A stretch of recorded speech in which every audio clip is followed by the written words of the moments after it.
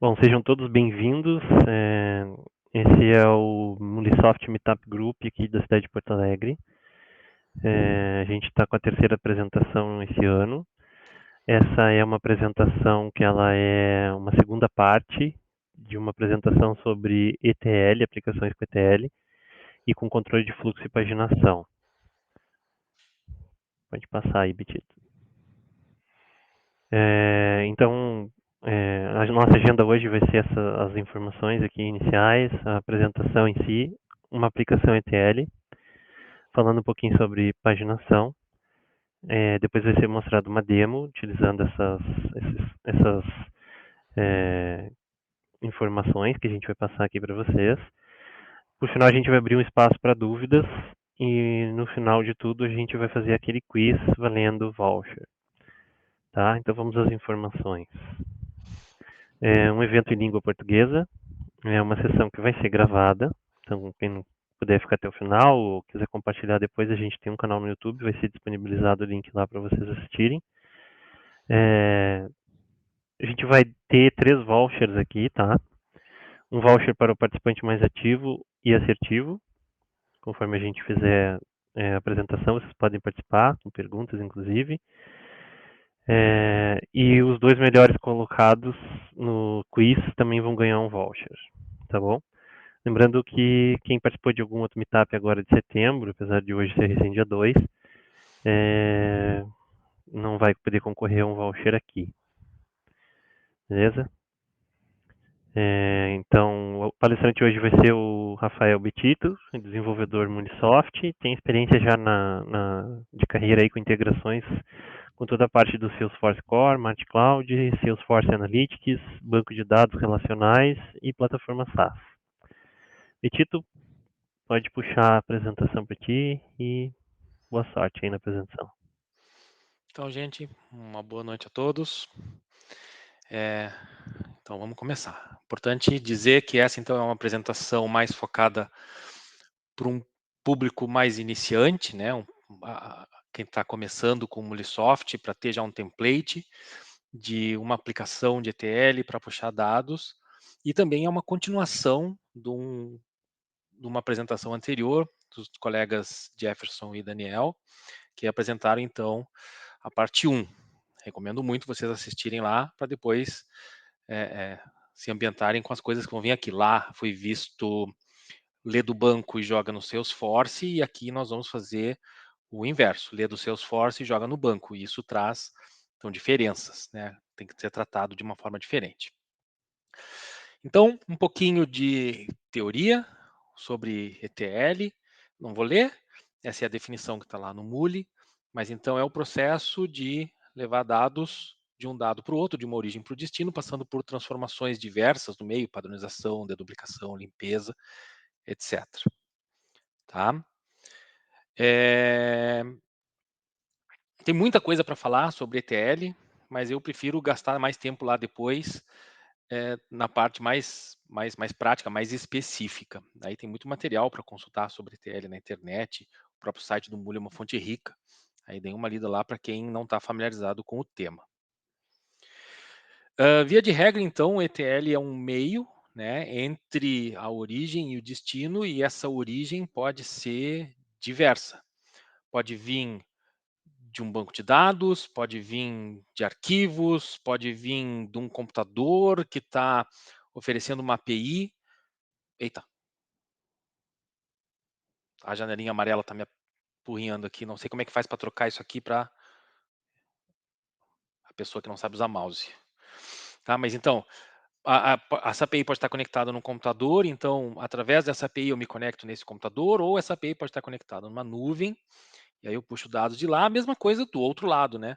Uma vez que eu processei esses dados, eu vou largar esses dados em algum lugar, que também pode ser um banco de dados, pode ser um sistema legado via troca de arquivos, pode ser uma API na frente de uma série de serviços em nuvem ou em algum computador lá, bare metal, alguma coisa assim. Então, isso é que nós vamos fazer, na realidade, esse processo aí do meio, e nós vamos ver como o Muli facilita esse processo, e facilita muito. Pronto. Quando a gente fala de ETL, várias coisas são importantes serem ditas, né? Então, ETL, de forma geral, ele é um processo que é pouco interativo com o usuário. Ele não fica perguntando para o usuário: você quer prosseguir? Você deu esse erro? Você quer fazer tal coisa? Ou tal coisa não aconteceu? Qual ação que você quer tomar? Ou digite agora o seu, sei lá, uma informação qualquer. Então, não tem muita interação. Então, via de regra, esse processo de ETL é um processo bem pouco interativo. É uma coisa do tipo: eu disparo e ele roda, tá? Então, como ele é bem pouco interativo, normalmente ele é disparado por temporizadores, né, por alarmes, por schedulers. Então, via de regra, não tem muito contrato para ele, tá? Na verdade, não tem quase nenhum contrato para ele. Então, ele puxa os dados de uma fonte e larga para outra. A não ser que essa fonte seja uma API, né? Aí eu precisaria de algum contrato, mas nesse caso não é a gente que está desenvolvendo o contrato. E o ETL, então, é mais a maior parte das vezes utilizado para sincronização de dados, de grande volume de dados, na realidade, entre repositórios, né, silos de dados. Uma coisa importante a respeito do ETL é que transportar dados é uma coisa que consome muita memória e, normalmente, né, menos processamento. Mas dependendo de quais transformações estão acontecendo ali no meio, pode consumir também bastante processamento. Mas, via de regra, bastante memória. Então, quando a gente faz aplicações ETL, não é só garantir que sai da origem e chega no destino. Eu tenho que fazer isso de uma forma que a infra suporte o volume que está sendo trafegado. Então, isso tem que estar adequado à volumetria, tá? Eu tenho que preparar, eu tenho que pensar em como vai ser a minha solução para que ela consiga tratar essa volumetria em cima da infra que eu tenho disponível. Isso é importante ser dito. Pronto. Então, uma das várias formas de se fazer ETL é, em vez de eu puxar todo o dado numa sentada só, a maioria das vezes eu não consigo fazer isso, quer dizer, poucas vezes eu vou conseguir fazer isso, mas imagina que eu tenho um banco de dados, sei lá, de 10 tera, eu não vou conseguir puxar 10 tera de dados, botar na memória do meu PC para fazer alguma coisa, ou sei lá, onde for na nuvem. Então a gente tem a ferramenta de paginação. Em vez de puxar tudo numa vez só, eu vou puxar a primeira página, processo, faço alguma coisa, puxo a segunda página, processo, faço alguma coisa. Essa é a ideia da paginação. Então, quando a gente está fazendo paginação, eu preciso ter uma repetição. Me dá uma página, repete, pega a segunda página, repete, pega a terceira, assim por diante, até acabar. Para fazer essa, essa repetição, o Mulisoft possibilita fazer isso de várias formas. Então, algumas bem clássicas, for each, o Parallel for each, batch job, tá? O streaming está ali, mas ele não é paginação propriamente dita, é só extração de dados, tá? Dá para fazer repetição, tá? Não paginação. Dá para fazer repetição com o próprio flow reference, então é um fluxo, ele se auto-chama-se a si próprio, desculpa a frase, mas é exatamente isso. Só que isso tem uma limitação lá no Muli, ele não pode fazer isso tantas vezes quantas eu queira, o próprio Muli tranca isso, se eu não me engano, em 25 vezes, 25 ou 30. Não estou certo do número, mas é algo em torno disso. Então, se eu precisar repetir mais de 25 vezes, eu não posso usar essa estratégia. E também tem por filas, que é o que a gente vai acabar usando aqui. Às vezes, o uso da fila, apesar dela não servir para isso, mas é a forma como a gente tem de fazer a repetição. Eu já vi várias outras formas de fazer repetição, quantile successful. Então, como estragar o Mulisoft para fazer alguma coisa que a gente precisa fazer, isso tem aos montes, tá? Mas eu prefiro não fazer gambiarra. Usar fila, desculpa, gente, é brincadeira. Usar fila não é uma gambiarra, é uma forma, uma forma legal, não é corrompendo o mule, tá? Mas eu, quando comecei, eu precisava, preciso repetir isso de alguma forma, e aí eu era muito limitado pelo que o for each permitia fazer. Aí, como é que eu faço para repetir alguma coisa sem o for each? E aí eu consegui fazer isso com filas, e aí esse é o objetivo, esse é um dos objetivos dessa apresentação. Então, mostrar como fazer isso com filas. Às vezes, as filas, para fazer essa repetição que não é contada, quebram um baita galho para a gente. Então, a gente tem várias estratégias para fazer repetição, né? Essas todas que estão aí, mas nessa apresentação a gente vai focar nas filas e tem um pouquinho também de for each. Então, Quando a gente for falar de vou fazer essa ou vou fazer aquela, né, estratégia de paginação, a gente tem que levar em consideração um monte de coisa. Não é uma decisão simples e trivial. Depende de que tipo de infraestrutura eu tenho, quanto de memória, quantos cores de processamento, qual é o canal de transferência, se ele, que tipo de banda que ele suporta, aonde é a origem dos dados. Então, é um banco de dados, é um Salesforce Core, é, sei lá, um outro repositório qualquer que tem suas características específicas, e a mesma coisa para o destino. Então, todas essas informações, todos esses dados é que vão permitir a vocês dizer, bom, vou usar a paginação. Qual vai ser a estratégia de paginação que eu vou usar? No caso da palestra anterior, que foi muito bem conduzida pelo Jefferson e pelo Daniel, eles mostraram quais são o conjunto de fatores que leva à escolha de um for each com um book job V2 lá no Salesforce controlado por um until success. Foi um template para vem dados, grande volume de dados de um banco e eu preciso jogar no Salesforce. Aqui no nosso caso, vai ser o inverso, vem do Salesforce, vai no banco e isso muda todo o cenário. Tá?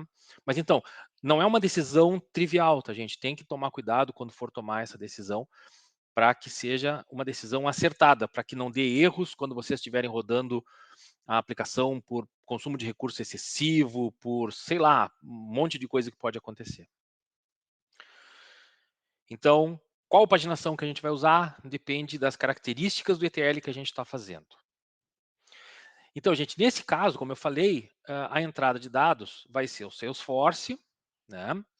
E o que a gente vai fazer aqui, claro, estou dando uma visão bem geral, mas só para listar, por exemplo, algumas limitações e por que a gente está escolhendo isso, vai ser o Salesforce, então, a entrada de dados, e a ideia é que eu vou ler da origem do Salesforce, vou jogar num book de dados, um buffer, um pedaço de dados, tá? Um book, e esse book eu posso tratar, fazer alguma coisa com ele, e aí sim eu jogo no buffer, que esse buffer é de onde vai sair os dados depois para o destino. Por que eu faço isso, gente? Então vamos lá, no Salesforce, quer dizer, para conectar no Salesforce, a gente pode usar uma tonelada de conectores que tem lá disponíveis no Muli. 2 toneladas de conectores, tá? Porque tem muita coisa para fazer lá. E posso fazer via API se eu quiser também. Mas vamos pensar nos conectores. Se eu escolher o Query ou o Query All para fazer a obtenção de dados, ele precisa de um select, né? Mas esse select não é select de banco de dados, né? É um select específico do Salesforce, uma linguagem que eles chamam de SOQL. E no caso do Salesforce, o SOQL tem uma limitação. O offset que a gente pode colocar ali só vai de 0 até 2000. Então, uma forma fácil de fazer a paginação, me dá a primeira página de 2000 elementos, por exemplo. Então, offset 0, limite 2000, me deu os primeiros 2000. Como é que eu faço para pegar a segunda página? Se eu tivesse num banco, seria offset 2000, limite 2000, me daria a segunda página. Se eu quisesse os próximos, offset 4000, limite 2000. Só que como no SOQL ele só permite 2000, eu não posso fazer offset além de 2000. Se eu tentar submeter um valor além de 2000, ele dá erro.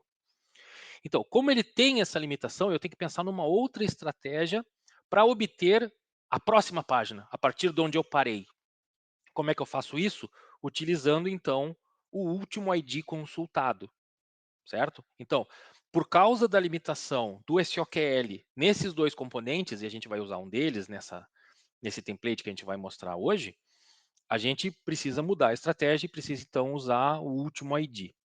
Então, agora, dei uma visão geral sobre a entrada. Gente, se vocês tiverem perguntas, eu falo demais, todo mundo que me conhece sabe. Mas aí, o pessoal aí vai me ajudar no chat. Se vocês tiverem perguntas, Se não esquenta que se falarem eu te interrompo aqui para. tá. Então, e aí E façam fiquem à pergunta na vontade hora de que for fazer a aí no pergunta, galera. isso, no chat aí não tem ruim.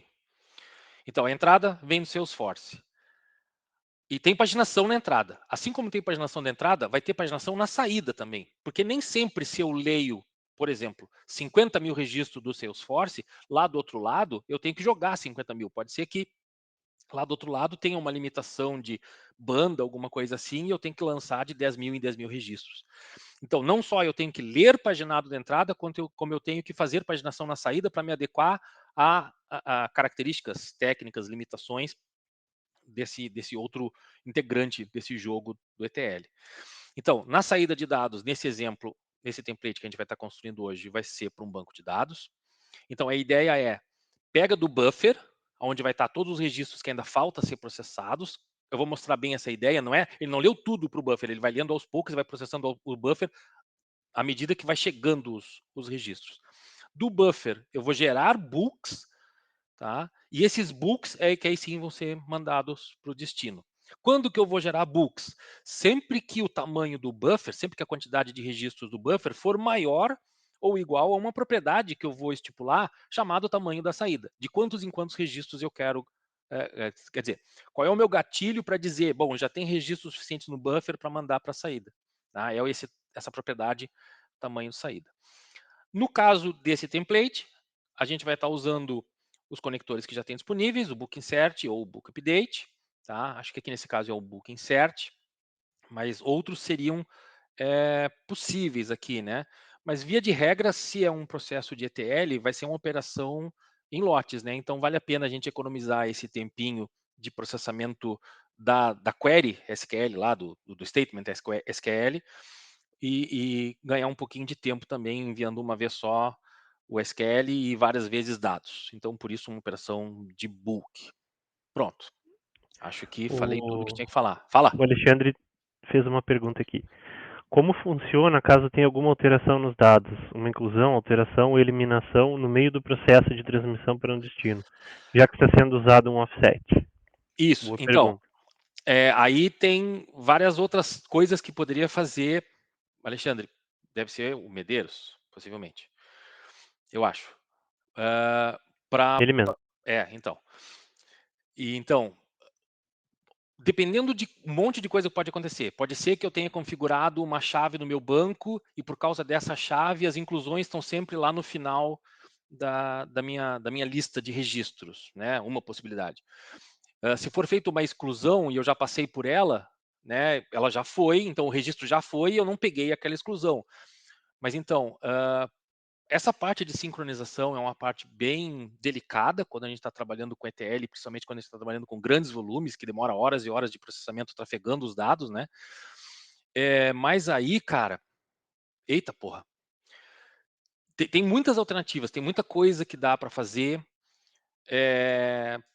Em vez de fazer isso de forma paginada, fico imaginando que daqui a pouco pudesse ser colocado algum tipo de cursor na jogada também, para tentar fazer esse tipo de controle e aí fazer via lock. Então, normalmente o que acontece quando tu faz o request para fazer o SOQL, ele trava, que nem no banco, né? Ele trava o objeto, ele trava na verdade uma view daquele objeto, tá? Ele não trava exatamente o objeto, porque o objeto pode ser transacionado em alguma outra parte do sistema. E pode estar existindo algum tipo de persistência ali, e aí ele consegue continuar manipulando o objeto. Por isso que eu digo que é tipo, como se fosse uma view. Eu estou usando termos de banco de dados aqui, mas Tá, mas não isso é é, específico do Salesforce, né? é específico do Que Salesforce, é tá? essa situação aqui que a gente está falando, mas outras eu estou Isso. pensando mais genérico, né?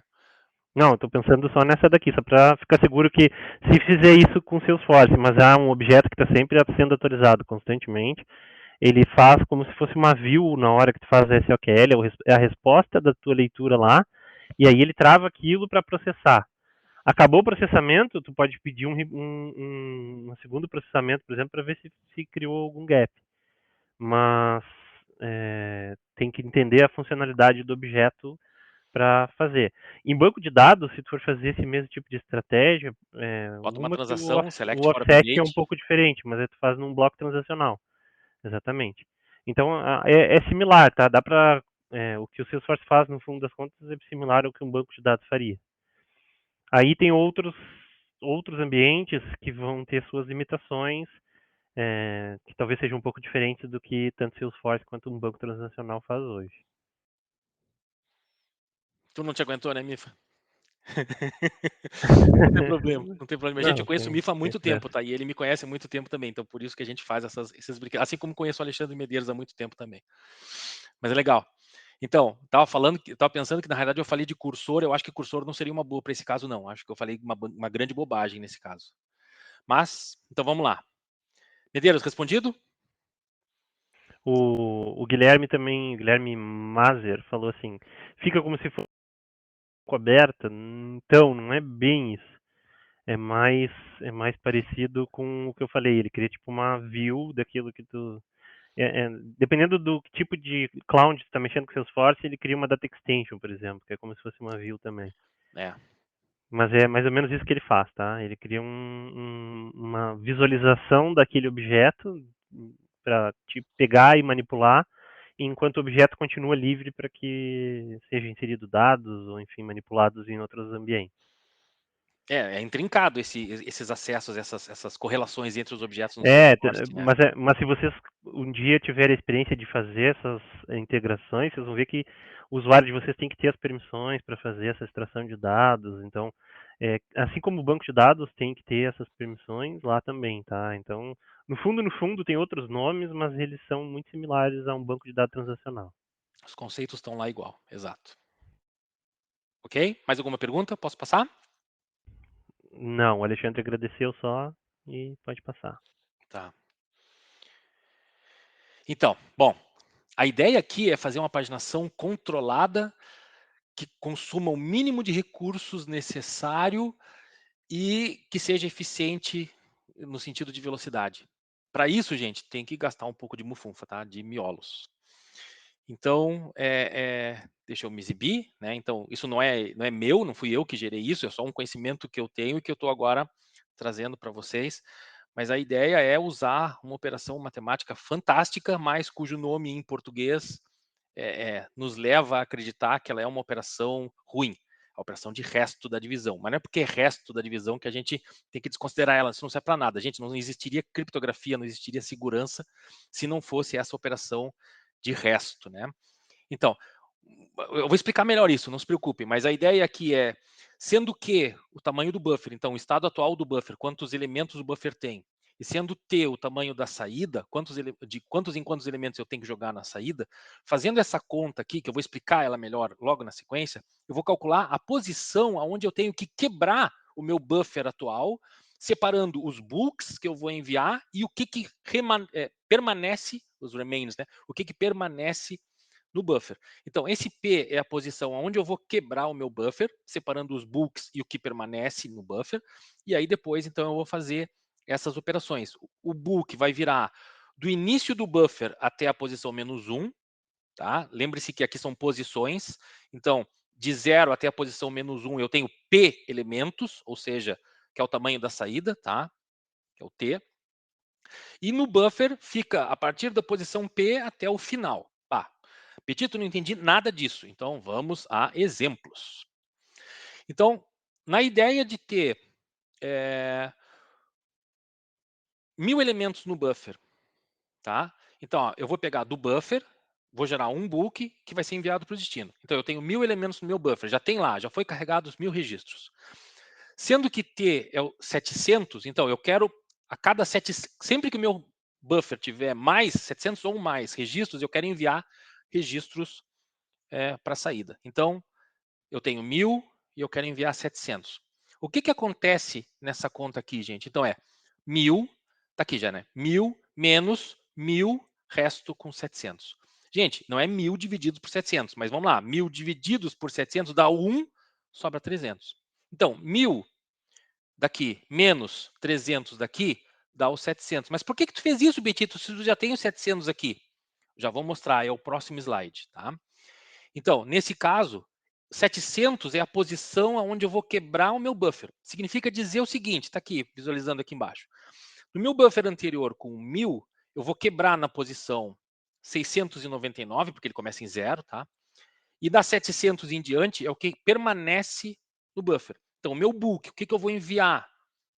É o buffer da posição de 0 até a posição 699, até aqui. E o que permanece no buffer? Aqui, pessoas percebem que ele remaneja, né? Eles não ficam nessa posição que isso aqui vazio, isso daqui depois vem para o início, né? Do jeito como está sendo feita essa atribuição. O buffer recebe o que tinha lá da posição P, ou seja, dessa linha aqui, da posição 700 até o final, ou seja, da 700 até a 999. Um buffer de 1000 elementos vai de 0 até a 999. Esse menos 1 aqui é para eu fazer a indexação direto do último elemento, então ele vai até o último elemento de forma fácil. Espero que tenha ficado um pouco melhor de entender essa história dessa conta maluca aqui com o resto da divisão. Então, o book é os primeiros elementos e o buffer restante, né, o que não foi enviado, é para continuar no buffer para ser reprocessado depois. Então, isso é uma situação, eu tenho 1000 elementos e quero enviar 700. A outra, então, eu tenho um buffer e quero enviar 3 books para o destino. Em que situação aconteceria isso, gente? Aconteceria, por exemplo, quando o tamanho da entrada for maior que o tamanho da saída. Por exemplo, eu leio de 700 em 700 e gravo de 300 em 300. É o típico caso disso. Então, nessa situação, eu tenho de novo lá os 1000 elementos, só que o que eu quero mandar para a saída são 300 elementos, mas já tem 1000 lá no meu buffer. Então, eu quero mandar lotes de 300 na saída. Se eu tenho 1000 elementos e quero mandar lotes de 300, eu tenho que quebrar esses 1000 em 3 lotes de 300 e vai sobrar 100. É exatamente o que faz essa conta. Então, gente, por isso que tem o resto aqui, ó. Então, ó, 1000 menos 1000 resto com 300. Ó, 1000 resto com 300, gente, 1000 divididos por 300, 3 vezes 300 dá 900, sobra 100. Então, vai ser 1000 menos 100, que é o resto, dá 900. Então, onde é que é a posição onde eu vou quebrar ele? Na posição 900, aqui. O que está antes da posição 900 é book. Quantos books? Eu vou dividir depois esses 900 em blocos de 300. Então, ó, é o que faz aqui. O que é o book? É de 0 até a posição 899. E o que sobra no buffer para ser reprocessado nas próximas vezes? 100 elementos. Então, dá 900 até o final. Gente, espero que com isso tenha ficado mais claro. Então, essa conta aqui é uma forma genérica, sem if, sem choice, na realidade, para mim fazer essas contas. Desculpa, para mim tratar essa situação. Com essa propriedade do resto, ele funciona tanto quanto, voltei um slide, né? Tanto na situação em que a saída é maior que a entrada, o tamanho da saída é maior que a entrada, quanto na situação em que o tamanho da entrada é maior que o tamanho da saída. Gente, ficou entendido isso? Isso é um ponto meio central aqui nesse brinquedo.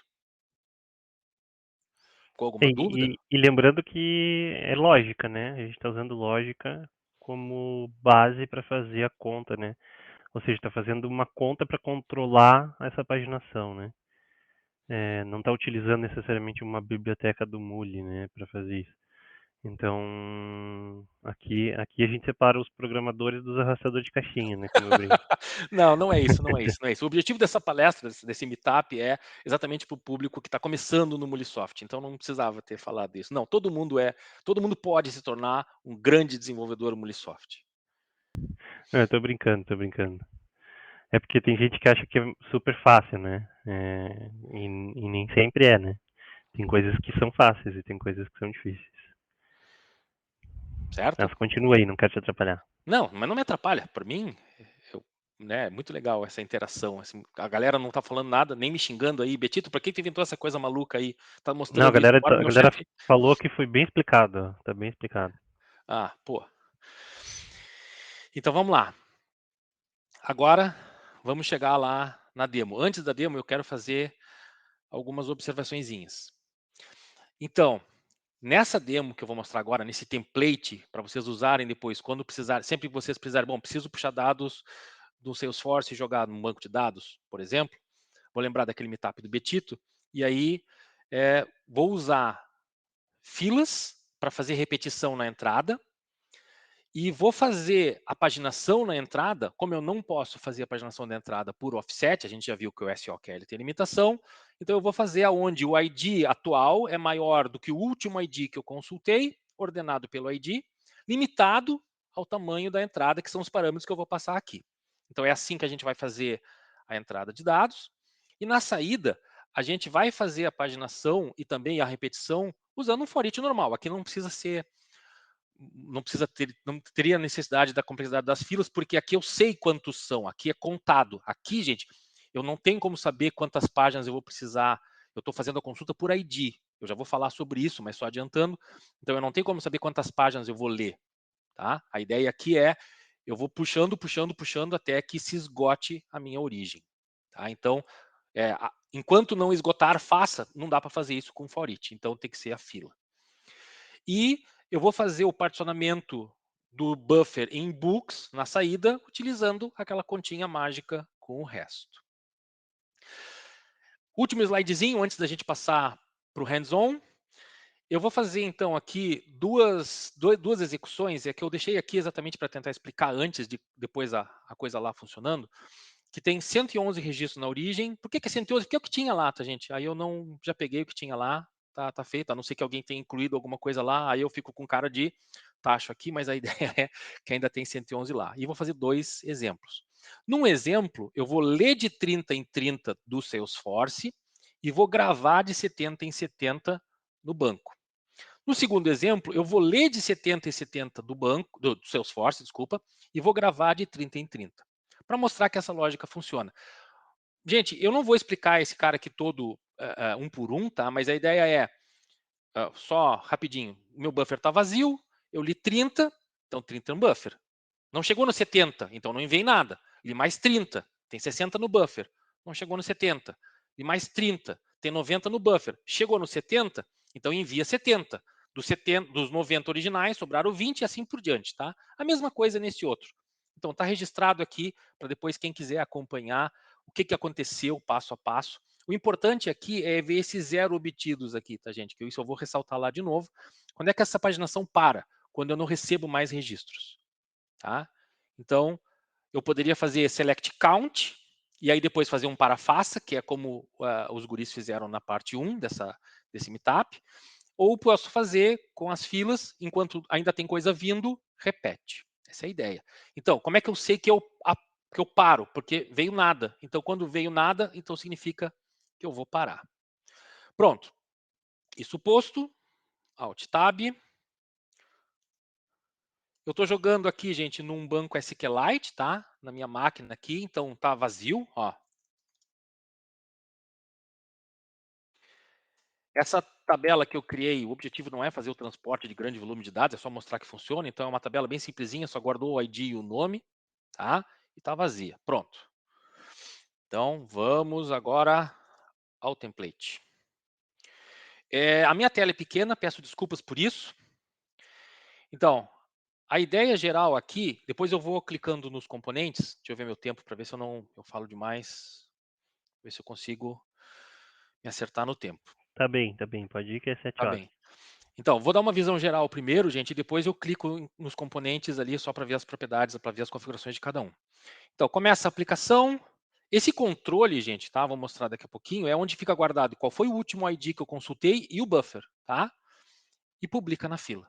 Quando eu publico na fila, eu tenho um listener dessa fila, e só tem uma fila aqui. E mais importante, para esse exemplo, tá? Ele não aceita paralelismo, então essa fila ela tem um consumidor. Então significa que ela só começa o próximo passo quando o passo anterior acabar. Isso é importante. Tá? Não dá para botar paralelismo. Quer dizer, nesse caso não dá para botar paralelismo. Então, quando eu publico aqui, ele vem e esse listener, então, é ativado e começa esse processo. A fila, gente, tá?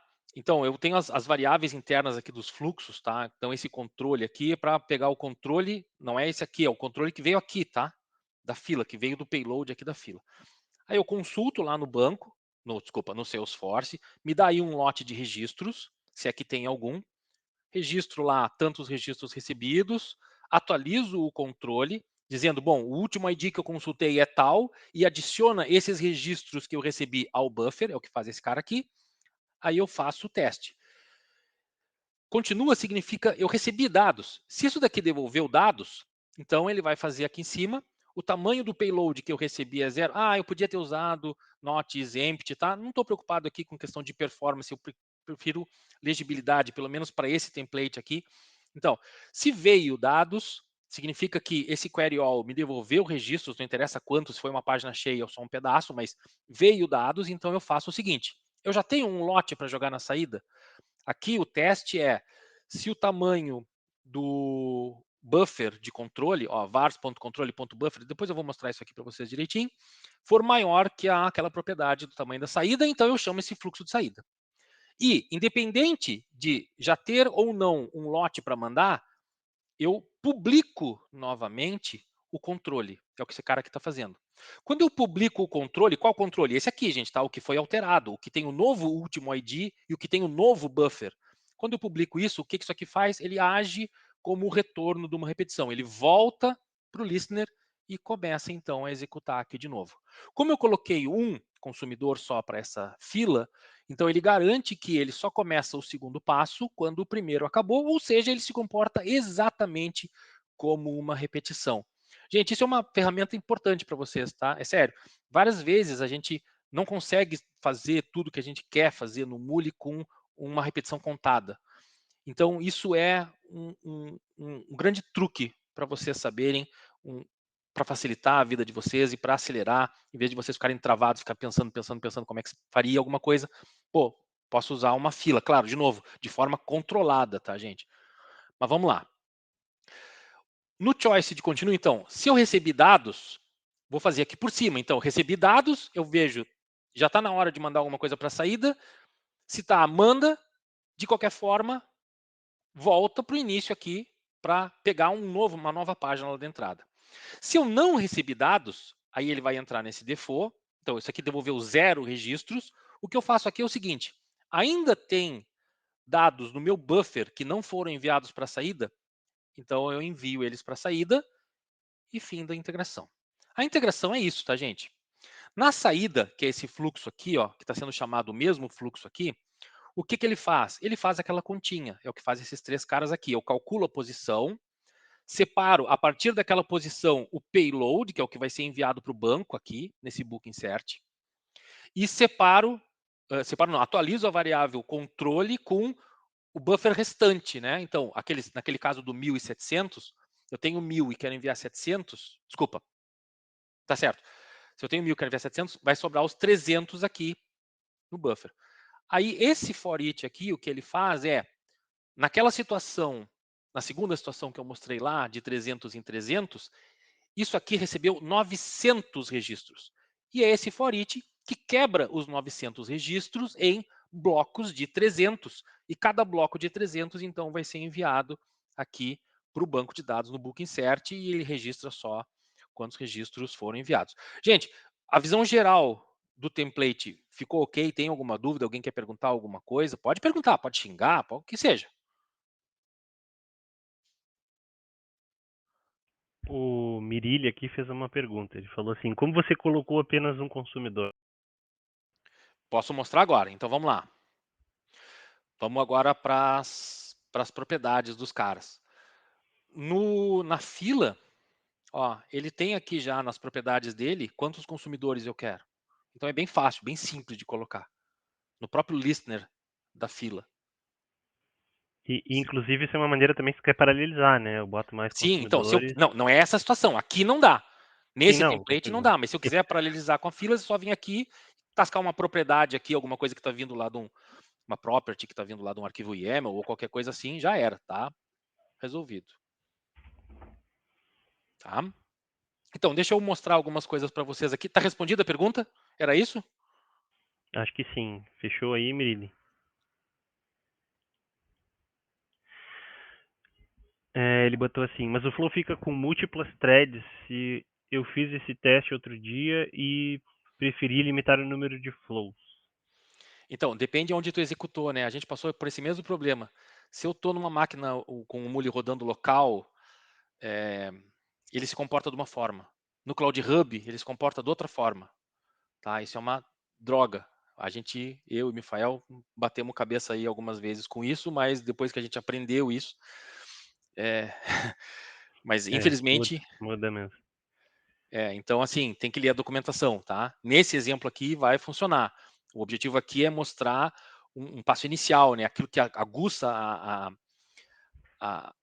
a curiosidade de vocês para vocês, então, mergulharem depois na documentação, se aprofundarem e aí agregarem mais conhecimento. Mas sim, tem várias dificuldades. Às vezes, mesmo colocando aqui alguma configuração, porque está rodando na máquina local, típico caso das queues, aqui das VM queues, ele às vezes ele força um pouco a barra além do que eu botei. Tá?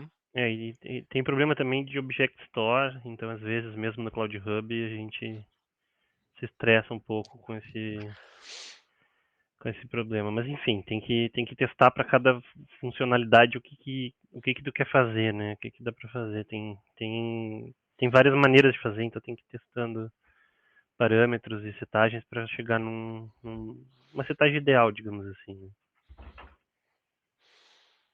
Tá? São 19h15. Vamos lá. Então, gente, como eu falei para vocês, esse cara aqui, o controle, é um controle, para mim é o último ID que eu consultei, e esse registros aqui é o meu buffer, é um array que está vazio no início. Então, aqui eu só guardo nessa variável controle local aqui o que veio do meu listener, faço aqui a minha consulta. Então, essa minha consulta aqui, seleciono o ID e o nome de account. Isso daqui é porque eu estou usando query all, tá, gente? Nada demais. Se eu estivesse usando query que está deprecated, tá? Não precisaria disso. Tem outras formas de obter dados lá do Salesforce. Então, aonde o ID é maior do que o último ID, ordenado pelo ID, com limitação do meu parâmetro lá de quantos em quantos eu quero jogar, desculpa, ler da entrada, tá? Então essa é a ideia, esse é meu query all.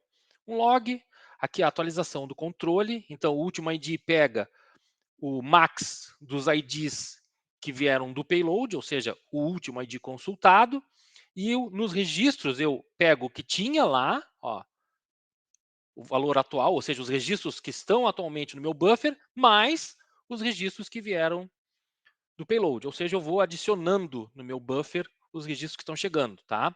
Mas eu não estou lendo o banco todo, tá? Que fique bem claro. Agora a gente vai tirando deles à medida que eles vão chegando também. É tipo um produtor-consumidor, tá? De forma controlada. Então, aqui, como eu falei para vocês, aqui é só size of payload maior que zero, ou seja, veio alguma coisa. Esse teste aqui é, então, está na hora de mandar um lote para a saída? Como é que eu faço isso?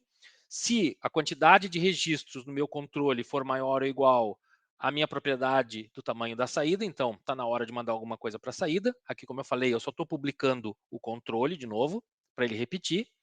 E aqui embaixo, o meu teste é, se ainda tem registros no controle, ou seja, o meu buffer ainda tem registros que não foram processados, mas acabou já, não vai vir mais nenhum registro da origem, então eu mando eles para a saída. Aqui é aquela continha, Q é o tamanho do buffer, T é a propriedade da saída, e é literalmente aquela continha, ó, tá aqui. Vai me dar a posição onde eu tenho que quebrar o buffer. Quebro o buffer e guardo no payload os primeiros elementos, que é o que vai ser jogado aqui dentro do book insert. Então, ó, é o buffer, né, que é o meu vars controle registros, da posição 0 até a posição que eu calculei aqui nesse cara, -1, que nem eu expliquei lá nos slides. Atualizo o meu controle. Então, aqui, o que eu estou atualizando de verdade aqui, gente, tá? É atualizando só o registro, mas não dá para atualizar só um. Quer dizer, até dá, mas aí eu preguiça, achei que é melhor botar assim. Então, o último ID é o último ID que eu já tinha. E no buffer sobrou quem? O que eu tinha no buffer da posição da quebra até o final. Caso eu não tenha mais nada, default 0 para um caso muito específico que pode dar aqui. Como eu falei para vocês, esse cara daqui ele existe para quebrar. Então, eu estou lendo de 700 em 700, estou mandando de 300 em 300. Né? Então, ele vai mandar 2 lotes de 300 logo de cara. Porque eu li 700, eu posso mandar 300, mais 300, 600 e sobra 100. Né?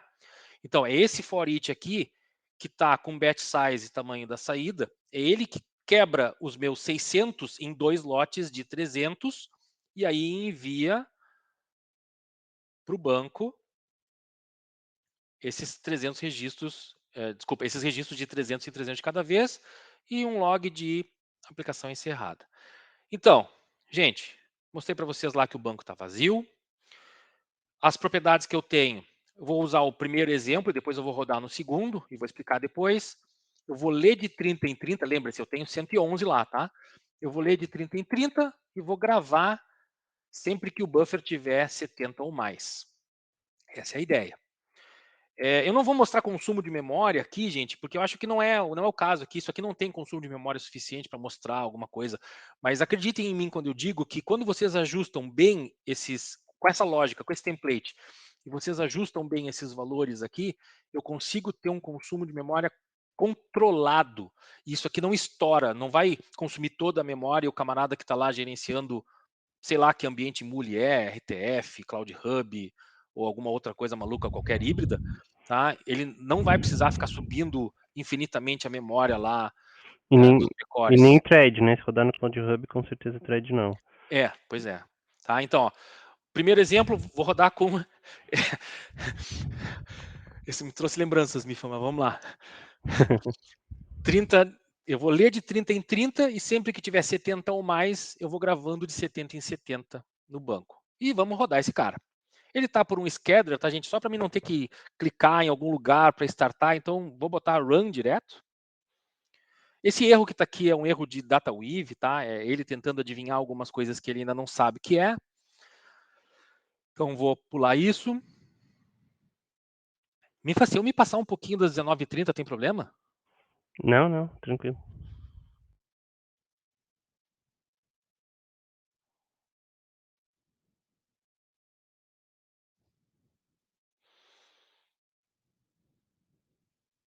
Vai ser bem rápido, tá, gente? Bem rápido mesmo. E esses dados eu estou puxando no Salesforce mesmo, tá? Não está aqui na minha máquina isso, tá? Em algum lugar na nuvem. Quer ver que agora vai dar pau? Não, vai funcionar. Não seja pessimista com o Múnica. Não, eu sou pessimista com a lei de Murphy mesmo. Não, mas está aqui, gente, ó, funcionou. Então, ó, lembre-se, eu tenho 111, tá? E eu tô lendo de 30 em 30. Então, obtive 30, não mandei nada porque eu tô gravando 70, então eu tenho 30 no buffer. Li mais 30, tenho 60 no buffer. Li mais 30, tenho 90 no buffer. Se eu tenho 90 no buffer, então eu posso enviar 70. Então eu envio os primeiros 70 registros e aí sobraram dos 90, 20, né?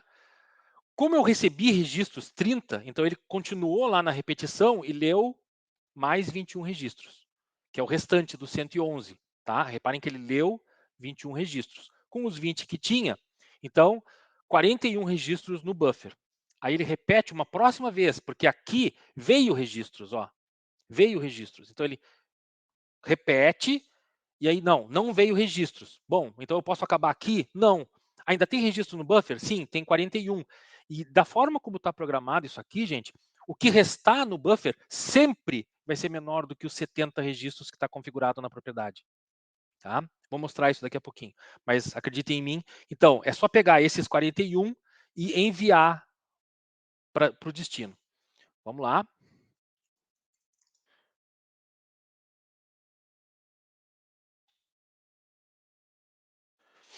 Tem 111 registros. Tá? Vou limpar aqui, só para executar. O bom Beleza. de demo é que o cara faz delete, update, qualquer coisa sem where, né? Só. Ah, fala sério, né? Então, vou parar essa daqui. Vamos lá, limpa tudo. Vou vir nas propriedades e vou mudar, então, agora aqui. O comportamento dele muda, mas a lógica não muda. Então, reparem que eu estou lendo 70. De cara, eu já tenho dois books para enviar. Porque se eu li 70, eu tenho um de 30 e mais um de 30 e vai sobrar 10. Então, salvei. Vamos lá rodar esse cara de novo.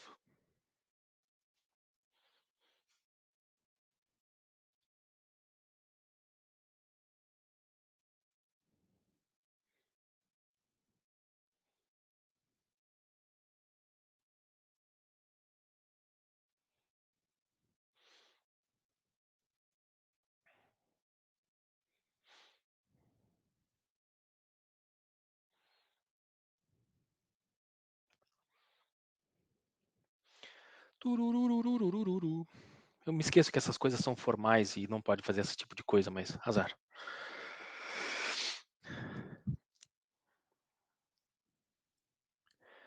Tentar fazer uma coisa mais descontraída. Então, tá funcionando. Na realidade, já funcionou. Então, ó, obteve 70. Então, dos 70, ele já enviou 30. Na realidade, ele separou um book de 60. Desculpa, ele separou 60 registros e mandou para a saída. A saída separou em 2 books de 30. Ó, 30 e 30. Então, 60 já foram. Dos 70, se eu mandei 60, sobraram 10. De novo, 111, só tem 41. Li 41. Dos 10 que tinha, mais 41, então ficou 51. Dos 51, dá para mandar 30, então mandei 30. Sobrou 21, mas aí ele repete, faz de novo a consulta. O último ID era o último cara que tinha lá disponível, tá? Eu não estou mostrando aqui os IDs que ele vai atualizando, mas acredite em mim, ele sempre guarda o último ID de cada página, então pega dali em diante, ordenado por ID, não tem erro. Então, não veio nada mais, acabou a consulta, né? Desculpa, os dados que tinha para puxar, ele pegou os últimos 21 que tinha no buffer e enviou, então, para o destino, fazendo a prova dos 9, tá lá, 111 de novo. Pronto. Esse cara aqui, posso cair fora. E aqui, posso parar ele. Gente, alguma pergunta querem fazer aqui sobre funcionamento, sobre, sei lá, alguma dúvida, alguma melhoria que Tem, vocês vejam aqui, que de tem repente a gente possa pergunta sim. testar? Primeiro, o Mirilli te agradeceu pela demonstração. Ele disse que já tinha feito alguns books com variáveis estratégicas, mas que era um pouco diferente disso que tu está mostrando, que desse jeito ele nunca tinha visto. Te agradeceu. O Guilherme falou que a situação específica que tu tinha falado lá, que ia dar erro se não tivesse o default fechado, o default zerado, é, é quando a entrada é o mesmo valor da saída? Não, não, na realidade é quando acontece na última vez. Então, quando a entrada for igual à saída, vai acontecer isso, mas não é a situação genérica, porque pode acontecer quando a entrada é diferente da saída, mas forem múltiplas, tá? Então, deixa eu botar aqui, deixa eu exemplificar isso. Isso daqui é aqui, ó. Porque se isso daqui está vazio, isso daqui vai devolver nulo. Ó, se eu pegar do final até o final, sendo que esse array está vazio, isso aqui vai devolver nulo. Uhum. Então, para que ele continue sendo um array vazio, então eu boto esse default aqui. Mas a situação é essa. Eles têm que ser múltiplos, tá? E aí tem que ver a quantidade de vezes que eles vão ser executados para casar essa Que dê situação. nulo, né? Para que gere um Então, que nulo. aí, exatamente, que na última vez, o que sobrou no buffer é vazio. Porque aí isso daqui vai dar nulo, e se eu tentar pegar registros da posição final dele, que é 0 até -1, isso daqui vai dar nulo, e aí eu devolvo esse array vazio para ele, para não ficar com um null ali. Essa é a Entendi. resposta, ok? Legal. O Mirilli colocou assim, ó. Eu tenho a impressão que dá para fazer um choice só no final. Um, um apontando para a fila e outro apontando para o log. Aqui, um apontando para... Mas é o que está aqui, ó. Então, na realidade, esse fluxo não, esse template que a gente está mostrando aqui, quando a gente implementou isso lá, ele está um pouquinho diferente. Esse choice aqui está desacoplado desse. Então, a gente só usa 2 choices. Tem uma vez esse choice aqui e outra vez esse choice. Só tem um choice aqui, essa expressão, esse cara aqui, essa condição vem para cá, para dentro, com o AND. Então, se veio coisa, and or, não lembro agora, mas se veio coisas, tá? Então faz isso aqui, e aí se não, faz esse aqui de baixo, tá? Eu não lembro agora os detalhes, mas e não tá um choice por fora. Tá o primeiro, tá na hora de mandar o buffer, um choice. E é um choice mais simples, não é um choice dentro do outro. E depois desse, o choice do final. É como tá de verdade lá, mas assim eu achei mais simples aqui na hora para explicar esse template. Então fica mais, apesar de ser mais cara de if else, né? Veio coisa, então então tá na hora de mandar pro É, buffer, manda, se sim, não, tu colocou como se repete. fosse encadeado, né? É, exatamente. Mas não precisa Acho, ser acho que 3 ele choices. quis dizer para diminuir a complexidade ali, né? Eu não sei se era essa a ideia, Murilo. Mas eu tô aberto a sugestões. Se quiser trocar uma ideia, a gente. É, a gente estressou esse processo, na verdade, a primeira vez para tentar ter performance, né? Então, talvez a questão complexidade a gente deixou de lado, mas dessa apresentação que ele fez aqui É até tá legibilidade o bem, foco, né? tá mais simples. Mas ele falou que é essa mesma ideia de menor complexidade. Mas Mas a de ideia é novo. a mesma, a ideia é a mesma, era só para não ter dois choice acoplados, acho que é a ideia que que o Murilo tinha dado. Aham. Uhum. Dá para fazer, mas de novo, né? Aqui a ideia era Tu vai ter o um povo flow mais iniciante, separado, né? Não, mas tá de boa, tá de boa. Eu acho que a galera tá certo? entendendo. É, Galera, tem mais alguma pergunta? Alguém tem mais algum... Ficou com alguma dúvida? Não Podem fazer entendeu algum pergunta, dos pô. Eu tô aqui passos? louco de vontade de Por responder as que que esses perguntas. caras estão falando em mod o tempo todo? Alguém ficou com dúvida de alguma coisa?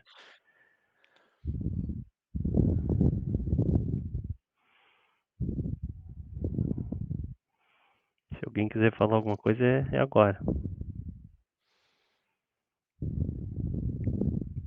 Bom, então as dúvidas a gente já foi tirando no processo, mas eu acho que é isso, né? Então, gente, reportem-se aí. Não, pior Ó, coisa é ficar pessoal, com dúvida. o Denis Nascimento perguntou: é possível fazer alteração dos tamanhos das paginações dinamicamente? Ali acho que é property, né?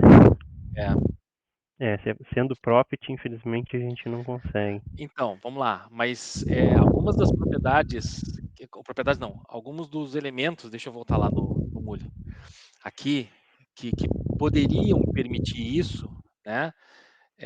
Poderia ser uma variável, aqui não, peraí, aqui. Poderia ser Passada uma por variável parâmetro. aqui. Nesse caso aqui, sim, se fosse só aqui que isso fosse usado, tá? Uhum. Mas acho que nesse caso aqui, nesse template, como ele é muito simples, eu até acho que pelo menos a entrada poderia ser, tá? A saída aqui, ó, ele só aceita, a gente já testou isso, tá? Ele só aceita property ou um valor fixo, uma constante aqui. Se eu Uhum. tentar botar uma variável aqui, não aceita, não adianta, não dá para botar hashtag colchete, ele não aceita aqui. Então, nesse caso, a saída não poderia ser variável. Então, mas via de Eu, regra, tô, eu queria só deixar declarado aqui que tem uma ferramenta chamada Jython, tá? Que ela permitiria a gente fazer isso em tempo de execução sem ter que deployar a aplicação de novo. Eu tá, ainda não tive tempo de parar e estudar como fazer uma SDK aí e como colocar o Jython para fazer esse tipo de coisas quando a gente precisa ou gostaria de mudar properties dentro de uma aplicação. Mas eu ainda vou fazer isso. É só ter férias que eu consigo aí é brabo, mexer com isso. aí é brabo. Mas é uma linguagemzinha que permitiria. O que mais, galera? O Murilo está falando aqui, ó. Poderia ser uma variável, mas você teria que buscar o valor se for atualizado em alguma outra fonte de dados. Tem o Custom Property também, e acho que dá para fazer atualizações dinâmicas por aí. Então, eu já pensei em fazer por policy, por exemplo, o Murilo. É, podendo modificar a policy ao longo, entendeu? Não faço a menor Então, ideia se isso funciona da maneira como a gente acha que funciona. então, tem tudo, tem que testar. Não dá para afirmar, nada tá escrito em pedra, tá? Hoje, do jeito que o Moody funciona, sem usar nenhum tipo de subterfúgio, de script ou alguma coisa assim, ele não está deixando alterar ali o valor daquela variável, ou melhor, usar uma variável ali, né? Tá deixando você usar uma property ou uma variável fixa. Mas, cara, isso aí é o tipo de coisa que, de repente, tu abre via SDK esse componente e tenta entender por que ele faz isso dessa forma, enfim. Mas a gente ainda não teve esse estresse para. Não teve estresse/tempo para fazer isso, Não, tá? mas aqui nesse caso eu fico imaginando o estresse que daria aqui embaixo, porque ele faz pré-alocação de uma série de coisas aqui. Sim, sim, ele tem que alocar o tamanho do batch, né, em memória, ele tem que fazer Exatamente. E aí um... imagina que de uma hora para outra mudou de 30 para 50 e o que que eu faço com o que eu já aloquei, pelo amor de Deus? E aí, acho que Você tem que reescrever os ponteiros todos, não.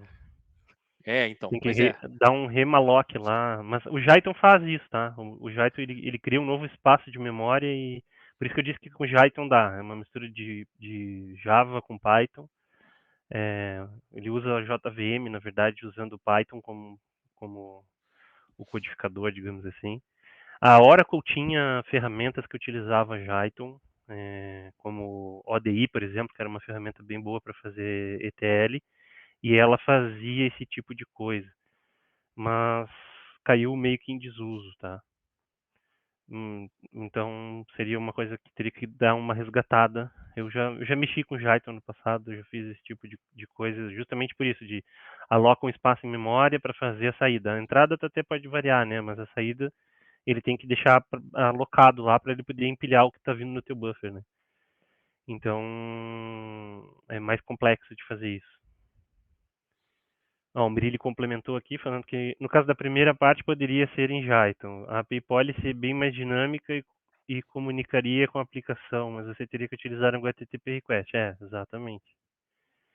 Então, ideias, aí, Mirilli. Vamos se juntar, vamos fazer um esquema, depois a gente implementa num projeto legal aí. Boa. Galera, tem mais alguma dúvida, além dos nossos delírios aqui, para tentar deixar o troço mais Não é dinâmico? delírio, é fácil. Gente, se tivesse que fazer isso aqui numa outra linguagem qualquer, vamos pensar em Java, né, roots, e, nossa, isso aqui levaria Seria muitas e gigante muitas para linhas de começar. código, muitas e É. muitas classes para conseguir fazer isso. Essa é a beleza dessa ferramenta que a gente está usando, né? A gente low code, com poucas caixinhas, né, vamos dizer assim, e algumas configurações, a gente consegue fazer de uma forma muito mais rápida, mais produtiva, na realidade, né? Não rápida no sentido de eficiência, mais produtiva.